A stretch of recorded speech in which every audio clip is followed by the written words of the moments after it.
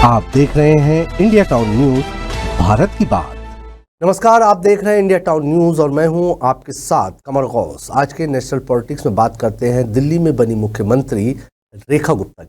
आपको बता दूं कि दिल्ली में 27 सालों के बाद सत्ता में वापसी करने के बाद आज 20 फरवरी को बीजेपी की नई सरकार ने शपथ ग्रहण समारोह संपन्न कर लिया है।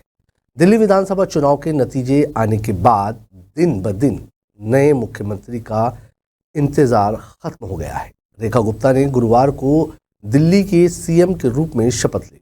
इस दौरान रेखा गुप्ता भगवा साड़ी में नजर आई। वो दिल्ली की चौथी महिला सीएम बन गई है। उनसे पहले आतिशी, शीला दीक्षित और सुषमा स्वराज दिल्ली की महिला सीएम रही है। रेखा गुप्ता शालीमार बाग से विधायक है। उन्होंने 3 बार की आम आदमी पार्टी की विधायक रही वंदना कुमारी को बड़े अंतर से हराया है। मैं रेखा गुप्ता ईश्वर की शपथ लेती हूँ कि मैं विधि द्वारा स्थापित भारत के संविधान के प्रति सच्ची श्रद्धा और निष्ठा रखूंगी। 11 दिनों के इंतजार के बाद आखिर दिल्ली को नया मुख्यमंत्री मिल गया है। बीजेपी ने शालीमार बाग सीट से विधायक रेखा गुप्ता को दिल्ली का मुख्यमंत्री बनाकर सबको चौंका दिया। चलिए जानते हैं रेखा गुप्ता के बारे में। नई सीएम रेखा गुप्ता का पहली बार विधायकी से सीएम बनने तक का सफर दिल्ली विश्वविद्यालय से शुरू हुआ। उन्होंने दिल्ली विश्वविद्यालय से पढ़ाई की है और कॉलेज टाइम से ही वो अखिल भारतीय विद्यार्थी परिषद ABVP से जुड़ी रही। छात्र राजनीति में सक्रिय रहकर उन्होंने दिल्ली यूनिवर्सिटी छात्र संघ में अध्यक्ष और सचिव पद का चुनाव भी जीता था। इसके अलावा वो 3 बार दिल्ली नगर निगम में पार्षद रही और साउथ दिल्ली SDMC की मेयर भी रह चुकी है। रेखा गुप्ता ने शालीमार बाग सीट से आम आदमी पार्टी की उम्मीदवार वंदना कुमारी को 30,000 वोटों से हराया है। उन्होंने पहली बार साल 2013 में शालीमार बाग से विधानसभा चुनाव लड़ा था।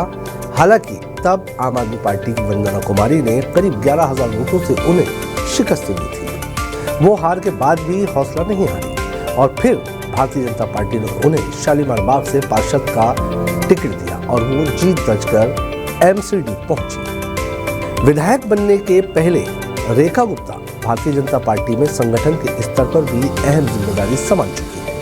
वो भारतीय जनता पार्टी महिला मोर्चा की राष्ट्रीय उपाध्यक्ष है और दिल्ली भारतीय जनता पार्टी में महासचिव का पद संभाल चुकी है।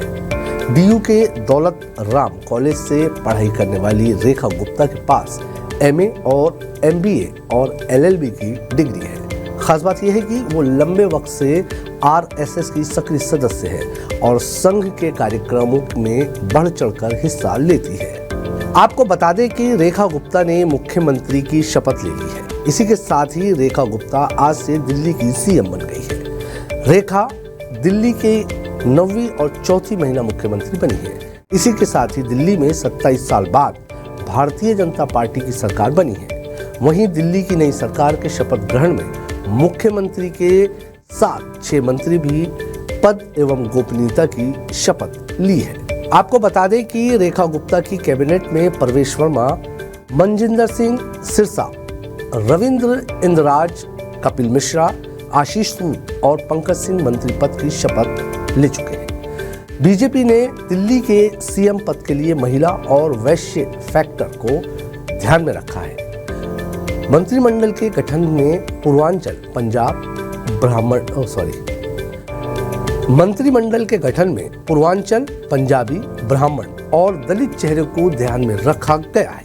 आपको बताते चले कि 47 साल के प्रवेश वर्मा जाट वर्ग से आते हैं। प्रवेश वर्मा नई दिल्ली विधानसभा सीट से आम आदमी पार्टी के अरविंद केजरीवाल को 4,098 वोट्स के अंतर से हराकर दिल्ली विधानसभा पहुंचे हैं। प्रवेश वर्मा पहली बार 2013 के दिल्ली चुनाव में मेहरौली सीट से विधानसभा सदस्य निर्वाचित हुए थे।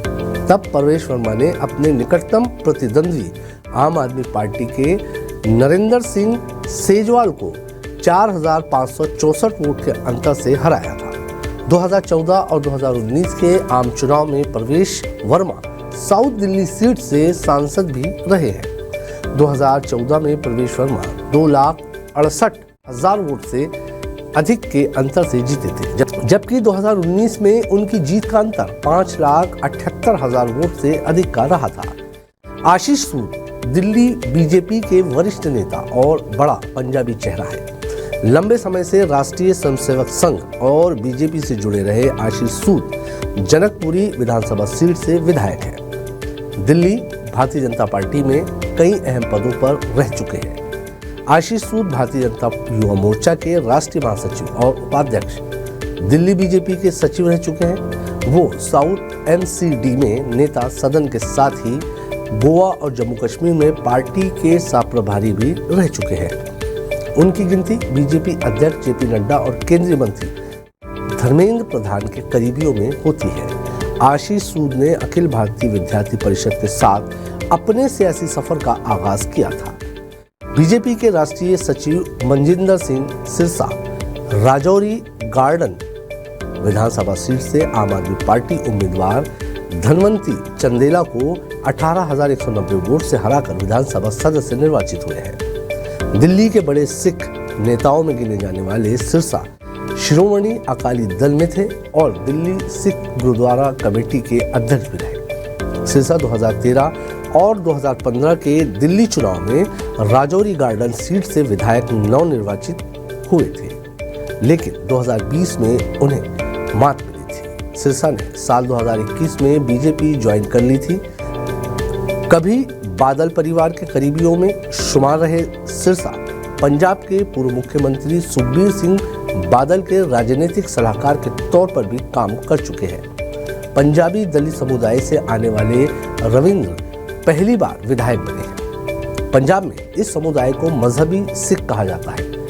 भाजपा काफी समय से दलितों को अपने पाले में करने की कोशिश कर रही है, लेकिन कामयाबी नहीं मिल पा रही है। लोकसभा चुनाव में दलितों की नाराजगी की बड़ी कीमत भाजपा को चुकानी पड़ी थी। दिल्ली चुनाव में काफी मशक्कत के बाद भी दलितों और झुग्गी झोपड़ी वासियों का वोट भाजपा हासिल नहीं कर पाई। कपिल मिश्रा करावल नगर विधानसभा सीट से आम आदमी पार्टी के मनोज कुमार त्यागी को हराकर विधायक निर्वाचित हुए हैं। साल 2015 में आम आदमी पार्टी की प्रचंड जीत के बाद अरविंद केजरीवाल की अगुवाई वाली सरकार में उन्हें जल और पर्यटन मंत्री बनाया गया था। साल 2017 में कपिल मिश्रा को केजरीवाल कैबिनेट से बर्खास्त कर आम आदमी पार्टी से निकाल दिया गया था।